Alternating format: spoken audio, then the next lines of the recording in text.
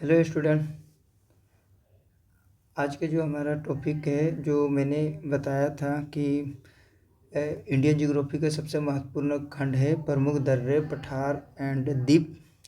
उसके आज दूसरी क्लास है। जैसे कि हमने पिछली क्लास में कर्नाटक का पठार, छोटा नागपुर का पठार, मेघालय का पठार, ये सब हमने कर चुके हैं पिछली क्लास में। आज इसी खंड का जो है, आज हम लोग पढ़ेंगे प्रमुख दर्रे, और जो बचा है, जो पहाड़ी क्षेत्र बचा है कि दक्षिण भारत में जो पहाड़ी है उनके बारे में बात करेंगे। प्रमुख दर्रे और पहाड़ी क्षेत्र और पश्चिमी और पूर्वी घाट के बारे में हम बात करेंगे।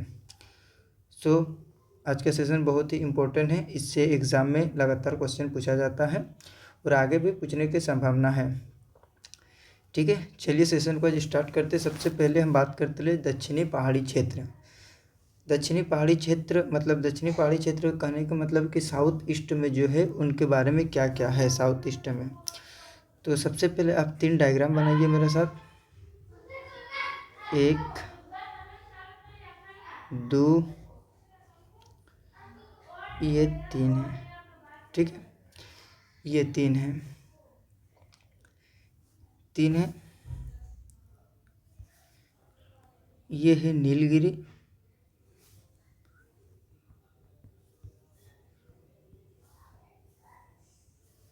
ठीक है, ये है नीलगिरी, ये है नीलगिरी, ये है अन्नामलाई,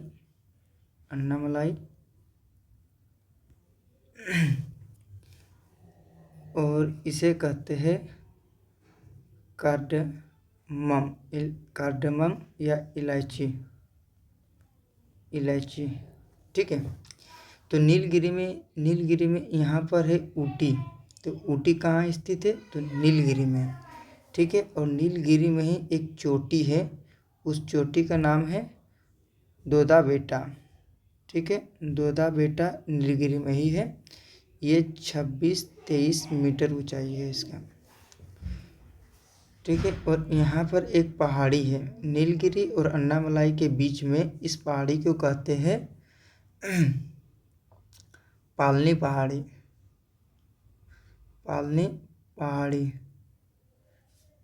ठीक है, ये है अन्नामलाई, और यहाँ पर एक चोटी है।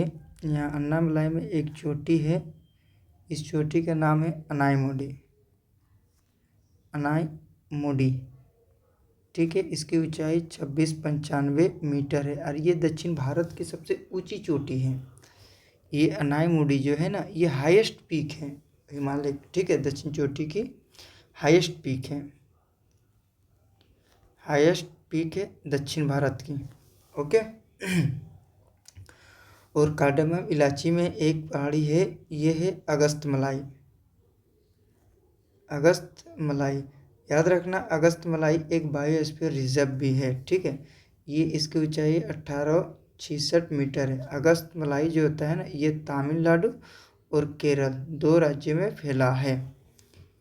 ठीक है, और इन दोनों के बीच में, नीलगिरी और अन्नामलाई के बीच में एक पासेस है। पासेस यानी दर्रा क्या? वो रास्ता है, 2 पहाड़ियों के बीच के जो रास्ता बनाया जाता है ना, उसे हम पासेस कहते हैं या दर्रा कहते हैं। तो नीलगिरी और अन्नामलाई के बीच में जो पहाड़ी है, इसको कहते हैं पालघाट। ये जो दर्रा गया है, इसको कहते हैं पालघाट या पलक्कड़ घाट। ठीक है, पलक्कड़ ये केरल में है। ओके, और अन्नामलाई और काडम के बीच में जो पासेस है, अन्नामलाई काडम के बीच जो पासेस है, इस पासेस को कहा जाता है सेनकोटा।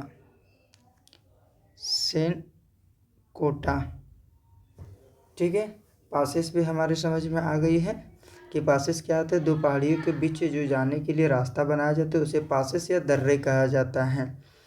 ठीक है, तो ये एग्जाम में अब किस तरह के क्वेश्चन इससे बनते हैं। एग्जाम में सबसे पहले बात की, अनामुडी के बारे में ऊंचाई पूछ सकते हैं, सबसे हाईएस्ट पीक भी पूछ सकता है, और सीक्वेंस भी पूछ सकता है कि किस सीक्वेंस में उत्तर से लेकर दक्षिण के क्रम में सजाइए। तो इस दृष्टि से ये काफ़ी इम्पोर्टेंट हो जाता है। ठीक है, ये बात हो गई। अब हम बात करेंगे अब हम बात करेंगे पश्चिमी घाट और पूर्वी घाट के बारे में हम बात करने वाले हैं। ठीक है, पश्चिमी घाट और पूर्वी घाट के बारे में हम बात करने वाले हैं। तो इस तरह आप मैप बना लीजिए। ठीक है, ये जो रीजन है यानी गुजरात से लेकर कन्याकुमारी यानी तमिलनाडु कन्याकुमारी तक, ये हो गया है आपका पश्चिमी घाट, वेस्टर्न घाट, पश्चिमी घाट। और उड़ीसा से लेकर, ठीक है, उड़ीसा से लेकर आपका यहाँ तक तमिलनाडु तक, ये जो हो गया है ना, ये हो गया पूर्वी घाट, पूर्वी घाट। ठीक है, और ये जो बिंदु हुआ है पूर्वी घाट और पश्चिमी घाट को मिलाने कौन मिलाता है? नीलगिरी। ठीक है, नीलगिरी में पूर्वी घाट और पश्चिमी घाट मिल जाता है। तो चलो पश्चिमी घाट का लोकेशन बात कर लिए, पूर्वी घाट का लोकेशन हो गया क्लियर। ठीक है, तो सबसे पहले अब हम बात करते हैं ठीक है, तो सबसे पहले हम बात कर लेते हैं पश्चिमी घाट के बारे में। ये आप देख सकते हैं पश्चिमी घाट। ठीक है, किन किन राज्यों पे फैला है? गुजरात हो गया है, महाराष्ट्र हो गया है, कर्नाटक हो गया है, गोवा, केरल और ये तमिलनाडु, इन राज्यों में ये पूर्वी घाट फैला है। ठीक है, और ये नीलगिरी जो होता है ना, पूर्वी घाट और पश्चिमी घाट को मिलाने वाली है। तो सबसे पहली बात है कि पश्चिमी घाट को और किन किन नामों से जाना जाता है। जैसे सह्याद्री कहा जाता है महाराष्ट्र में। ठीक है, शाहपर्वतम कहा जाता है केरल में। ठीक है, और जो इम्पोर्टेंट है वही बात करते हैं। जैसे सतपुड़ा से लेकर तमिलनाडु के कन्याकुमारी तक।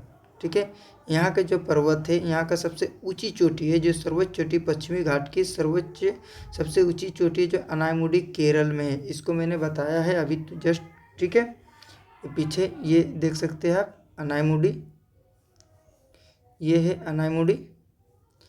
अनायमुडी पश्चिमी घाट की सबसे ऊंची चोटी 2695 मीटर है। ठीक है, तो अनायमुडी हो गए केरल में सबसे ऊंची चोटी, ये इम्पोर्टेंट है और ये इम्पोर्टेंट है दो। ठीक है, यहाँ पर अगर कौन कौन से नदियाँ को उद्गम में कौन कौन से नदियाँ निकलती हैं, तो आपको भरतपुजा, ये चलो ये नदी के खंड में पढ़ेंगे विस्तार से, अभी सिर्फ नाम देख लेते कौन कौन सा नदी पूछा जाता है एग्जाम में, कौन सा नदी पश्चिमी घाट से निकलती है। तो पेरियार हो गया है, भरतपुजा, नेत्रवती, श्रावती, मंडोई, और पूर्व की ओर बहने वाले गोदावरी, कृष्णा, कावेरी, तुंगा, भद्रा, भीमा, मालप्रभा। तुंगा और भद्रा अलग अलग है। ठीक है ना, घाट प्रभा, हेमवती, कामिनी, इन नदियों का उद्गम जो स्थल है ये पश्चिमी घाट है। ठीक है, अगस्त मलाई जिसके बाद के ए बायोस्फीयर रिजर्व भी है। राष्ट्रीय उद्यान यहाँ पर कौन कौन सा है? तो साइलेंट वैली केरल में है, बांदीपुर तमिलनाडु में, एरविलियम तमिलनाडु, वायनाड केरल में है, मुदुमलाई नागरहोल उड़ीसा में है। ठीक, कर्नाटक में है नागरहोल। ओके, अब प्रमुख दर्रे के बारे में बात करते हैं तो थाल घाट, भोर घाट, पलक्कड़ घाट भी बात कर लिए। भोर घाट महाराष्ट्र में है, याद रखना। अम्बा घाट, नाने घाट दर्रा। ठीक है, जब अब दर्रे के बारे में हम बात करेंगे तो पूरा विस्तार से बात करेंगे, अभी सिर्फ आपको दिखा रहा है कि पश्चिमी घाट में क्या क्या स्थित है जो इम्पोर्टेंट है। ठीक है, यहाँ पर पश्चिमी घाट में खनिज पाया जाता है, बहुत अधिक खनिज पाया जाता है, जैसे लोहा, मैंगनीज, बॉक्साइट, इमारती लकड़ी भी पाई जाती है। इसमें सबसे महत्वपूर्ण जो होता है आपको याद रखना है, एक कमेटी का नाम सिर्फ याद रखना है, कस्तूरी रंगन समिति। ठीक है, ये एग्जाम में पूछ लिया जाता है कि कस्तूरी रंगन समिति का संबंध किससे है। ठीक है, तो आपको सिर्फ ये नाम याद रखना है, ये इम्पोर्टेंट है आपके लिए। जो मैं मार्क कर रहा हूँ वो आप नोट कर लीजिएगा, वो आपका इम्पोर्टेंट है। ठीक है, तो सबसे पहले आप ये जो खंड है महत्वपूर्ण संरक्षित क्षेत्र, इसको आप याद कर लीजिए। दर्रे तो मैं 2 बता चुका हूँ और आगे मैं विस्तार से दर्रे के बारे में बात करने वाला। ये आप देख सकते हैं, ये हालांकि लिखने का ज़रूरत नहीं, मैं नदी का क्षेत्र में इसको पूरा विस्तार से बताऊँगा। अन्य नाम, ठीक है, सर्वोच्च चोटी, ये याद कर लीजिए, और ये याद कर लीजिए कि कितनों राज्य में फैला है पश्चिमी घाट। ओके, अब हम पूर्वी घाट के बारे में हम बात करते हैं। ठीक है, अब हम पूर्वी घाट के बारे में हम बात करते हैं। पूर्वी घाट के बारे में बात करते हैं तो सबसे पहले पूर्वी घाट की जो सर्वोच्च चोटी है, पूर्वी घाट का जो सर्वोच्च चोटी है, सर्वोच्च चोटी जो है वो है महेंद्रगिरी। महेंद्रगिरी ये कहाँ पर है? उड़ीसा में। उसके बाद एक है जिंदागाड़ा, एक है जिंदागाड़ा, ये कहाँ है? आंध्र प्रदेश में। ऊंचाई अगर देखेंगे तो ठीक है, ऊंचाई देखना है 15 मीटर। ओके। पूर्वी घाट पश्चिमी घाट को पश्चिमी मिलने वाले स्थान को क्या कहा जाता है? नीलगिरी। ठीक है, ये हमारी बात हो गई है।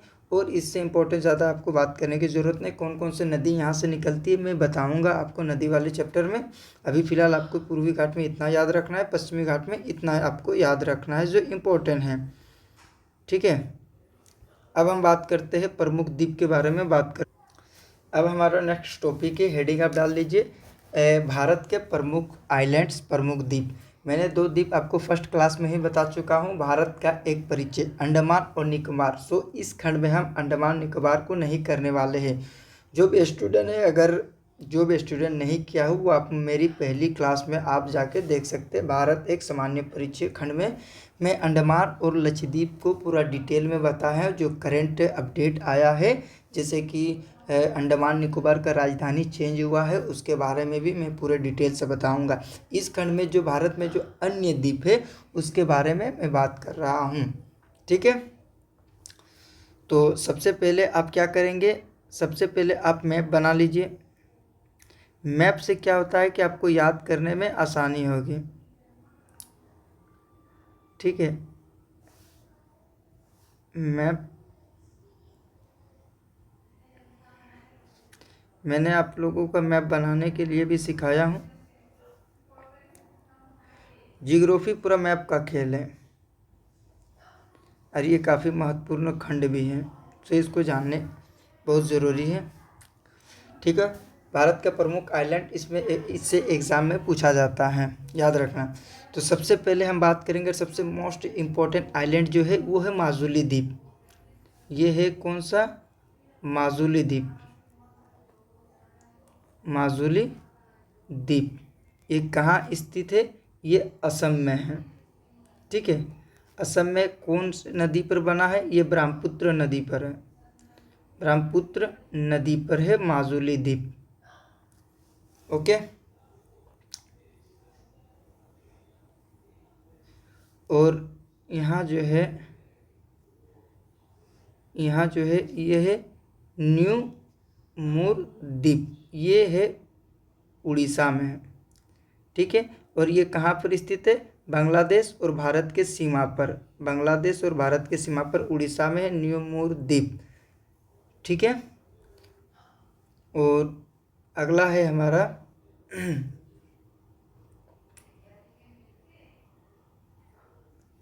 अगला है हमारा वेलिंगटन द्वीप। ये है केरल, केरल में है वेलिंगटन आइलैंड्स। ठीक है, कौन से राज्य में पड़ता है? ये केरल में पड़ता है। उसके बाद से एक आंध्र प्रदेश में है जो श्री हरिकोटा। आपको लोकेशन इसीलिए बता रहा हूँ ताकि देखने से आपको याद आसानी से हो जाएगी। ठीक है, श्री हरिकोटा द्वीप, यहाँ से क्या, ये आंध्र प्रदेश से, यहाँ क्या काम है इससे? यहाँ पर रॉकेट लॉन्च किया जाता है, रॉकेट लॉन्च सेंटर है। यूपीएससी के पढ़ने का जो टेक्निक है वही टेक्निक मैं आपको बता रहा हूँ। ये ट्रेडिशनल तकनीक नहीं है जिससे लगभग स्टूडेंट पढ़ते हैं कि रटते रहते हैं वन लीनियर। ये वन लीनियर फैक्ट नहीं है, ये आपको पूरा डायग्राम सिस्टमिक ढंग से मैं बता रहा हूँ ताकि आपको याद करने में आसानी होगी। ठीक है, दूसरा है हॉप आइलैंड, ये भी आंध्र प्रदेश में ही है। हॉप आइलैंड्स ये कहाँ है? आंध्र प्रदेश में है। ठीक है, उसके बाद हम बात करेंगे गुजरात, गुजरात। ठीक है, गुजरात में एक याद रखना, जितना भी बेट है, जैसे आलिया बेट, आलिया बेट, खादिया बेट, ठीक है, साधु बेट, जितना भी बेट है ये याद रखना जितना भी बेट है जो सा द्वीप का नाम में आगे बेट लगा है मतलब वो गुजरात में ही है। साधु बेट, ये जो साधु बेट है ये इम्पोर्टेंट इसलिए हो जाता है, पहली बात है कि ये नर्मदा नदी पर स्थित है और दूसरी यहाँ पर क्या statue of unity, statue of unity है यहीं पर, ठीक है। स्टैच्यू ऑफ यूनिटी क्या है, सरदार वल्लभ भाई पटेल का एक मूर्ति लगा हुआ यहाँ पर। कौन सा द्वीप में, साधु बेट। किस नदी पर है, नर्मदा नदी पर है। कौन से स्टेट में पड़ता है, तो ये जो पड़ता है ये पड़ता है कहाँ पर, तो ये गुजरात में पड़ता है, ठीक है। अब लास्ट एक है महाराष्ट्र में, ठीक है, महाराष्ट्र में पड़ता है। तो महाराष्ट्र में कौन सा द्वीप है, तो सालसेट द्वीप, एलिफेंटा द्वीप, ठीक है, एलिफेंटा द्वीप। और एक है बूचर आइलैंड्स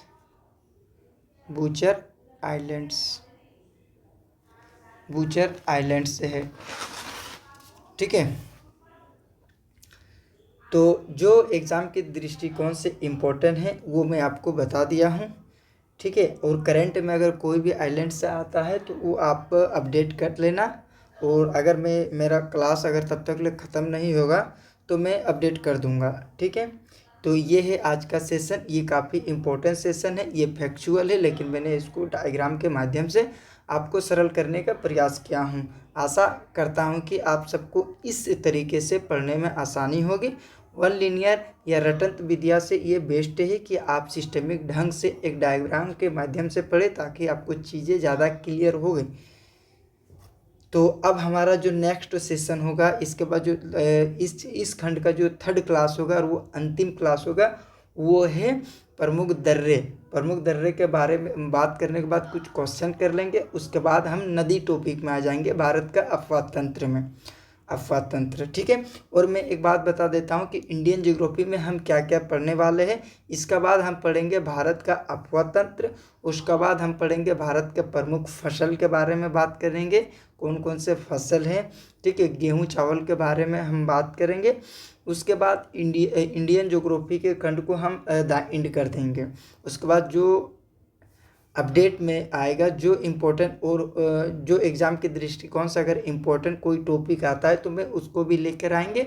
इसके बाद हम नेक्स्ट किस में कुछ करने वाले हैं, तो इसके बाद हम डायरेक्ट जाएंगे अब इंडियन पॉलिटी में, ठीक है। तो आज के सेशन यहीं तक, फिर नेक्स्ट मिलते हैं हमारा अगला खंड क्लास 4 में प्रमुख दर्रे। तब तक ले आप जिस तरीके से, तब तक के लिए हम जिस तरीक़ों से आपको बता रहा हूँ आप उसी तरह से करते जाइए। मुझे आशा है कि आपको जीएस में जो डर है वो डर आपका ख़त्म हो जाएगा, ठीक है। चलिए, थैंक यू सो मच।